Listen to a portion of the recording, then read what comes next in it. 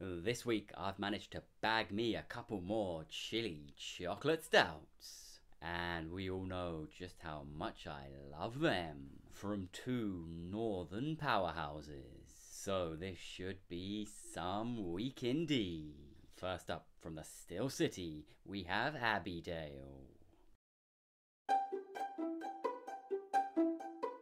I was more than a little surprised when I found out that Abbeydale date all the way back to 1996. And although they were a little more traditional back then, blending creativity and innovation with tradition and heritage, I think it's pretty safe to call them one of our very first craft breweries. So we're coming up to the quarter-century mark. And I'm almost ashamed to admit this will likely be only the 5th or 6th brew I've ever actually had from them.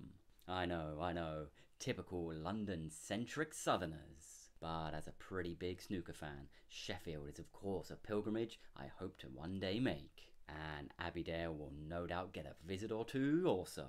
But as for today, I am very excited to get stuck into the 2021 edition of their Lost Souls Imperial Stout.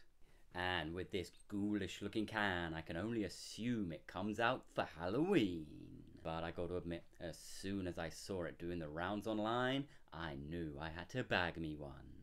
Rich and roasty, sweet yet spicy, with a wisp of smoke and a chocolatey silkiness, all side by side with a rounded warmth from the addition of the Anko and Gualio chilies. Holy moly! Now, both of those being dried varieties of chili, that should no doubt add its own little dynamic to things. And we also have the addition of cinnamon, cacao nibs, vanilla extract, and molasses to round things off. So let's turn up the heat. Let's get pouring.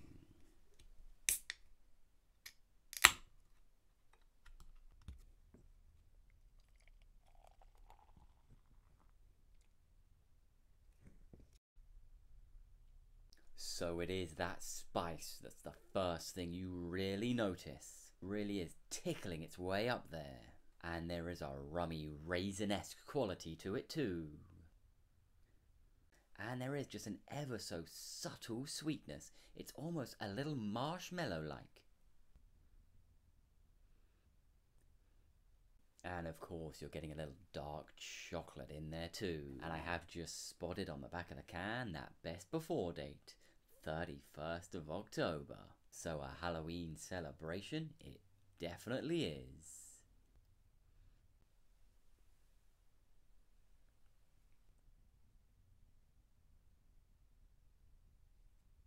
So it's initially quite sweet on the tongue. You're definitely getting a lick of that vanilla and that chocolate right up top. But then those spices start muscling their way into the picture.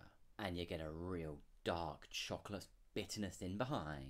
Before it fades with a very noticeable but very welcome warming. And there are some real heavy roasted and smoky notes in there too.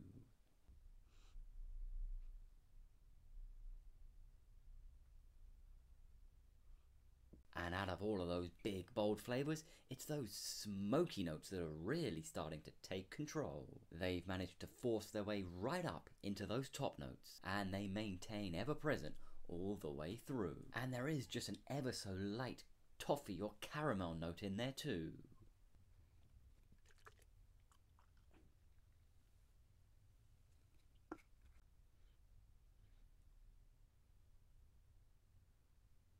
And you are of course getting those burnt sugar notes, no doubt aided by that molasses. It really does have a charcoal-esque like quality. And if anything, it feels more like an imperial smoked beer, a Reusch beer, than an imperial stout. And I won't lie, it's hardly my preferred style of beer.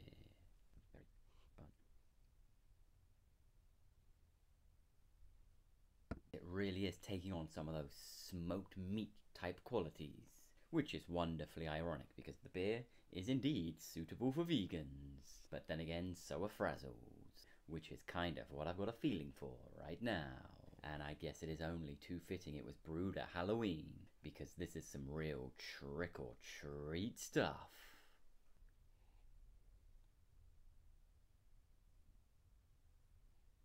And as we're down into the beer now, it has remained ever so smoky throughout.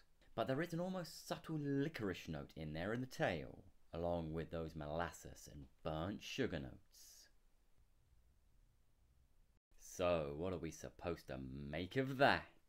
A smoky stout it most certainly was. Just maybe a little too smoky for my liking. But to be fair to it, it does kick off with a real sweet chocolatey note right up top.